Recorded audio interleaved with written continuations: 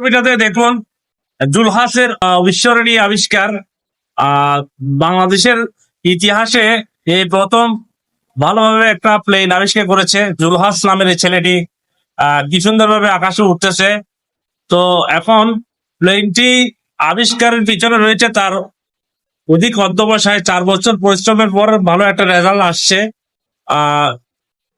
1.5 লাখ টাকা দামের এই প্লেনটি যদি কিনে তাহলে মানুষের আর বাইকের কি দরকার। 1 লিটার পেট্রোল দিয়ে 25 থেকে 30 কিলোমিটার অব্দি যাওয়া যায়, আর অধিকন্তু 70 কিলোমিটার পর্যন্ত স্পিডে যাওয়া যায়।